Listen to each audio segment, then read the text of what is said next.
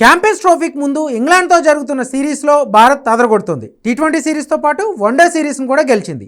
అయితే ఇప్పుడు జట్టు కూర్పుపైనే చర్చ మొదలైంది.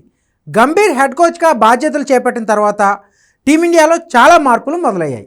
ప్రయోగాలకే పెద్దపీట వేస్తూ గంభీర్ జట్టును సిద్ధం చేస్తున్నాడు. రోహిత్, కోహ్లీ మినహాయిస్తే మిగతా వాళ్లకు తుది జట్టులో అవకాశం దక్కడం గగనంగా మారింది. ఛాంపియన్స్ ట్రోఫీకి ఎంపికైన రిషబ్ పంత్కు ఇంగ్లాండ్తో వన్డే సిరీస్లో ఇప్పటి వరకు ఛాన్స్ ఇవ్వలేదు.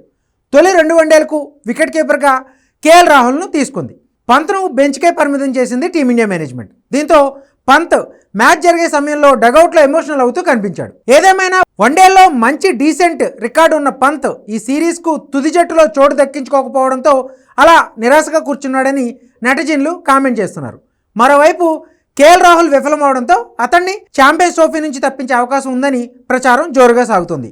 మొదటి వన్డేలో 6వ స్థానంలో బ్యాటింగ్ వచ్చిన రాహుల్ కేవలం 2 పరుగులే చేసి రషీద్ బౌలింగ్లో కాటన్ బౌల్డ్ అయ్యాడు. అలాగే రెండో వన్డేలోనూ 6వ స్థానంలో వచ్చిన రాహుల్ 10 పరుగులకే వెనుదిరిగాడు. దీంతో తొలి 2 మ్యాచ్ల్లో విఫలమైన రాహుల్ను పక్కన పెట్టి 3వ వన్డేలో అయినా రిషబ్ పంత్కు ఛాన్స్ ఇస్తారో లేదో అని ఫ్యాన్స్ వెయిట్ చేస్తున్నారు. ఇది ఇలా ఉంటే మాజీ క్రికెటర్ కామెంటేటర్ రవిశాస్త్రి కూడా పంత్ గురించి స్పందిస్తూ జట్టు కూర్పుపై విమర్శలు గుప్పించాడు. పంత్ను పక్కన పెట్టడమే కాకుండా రాహుల్ బ్యాటింగ్ స్థానం మారుస్తూ ఒత్తిడి పెంచుతున్నారని రవిశాస్త్రి ఫైర్ అయ్యాడు. అందుకే రాహుల్ ఫెయిల్యూర్స్ నుంచి ఇంకా బయట పడలేకపోతున్నాడంటూ అభిప్రాయపడ్డాడు. కేఎల్ రాహుల్కు వన్డే స్పెషలిస్ట్గా ప్రత్యేక పేరుంది. వికెట్ల వెనక చురుగ్గా క్యాచ్లు పట్టుకోవడం, రనౌట్లు, స్టంపింగ్స్ చేయడం, ఇన్నింగ్స్ని నిలబెట్టే బ్యాటర్గా రాహుల్ గుర్తింపు సంపాదించుకున్నాడు. అయితే ఇప్పుడు అతను బ్యాటింగ్ స్థానాలు మారుస్తూ ప్రయోగాలు చేస్తున్నారని, ఇది జట్టుకు మంచిది కాదని పలువురు మాజీ ఆటగాళ్లు గంభీర్కు సూచిస్తున్నారు.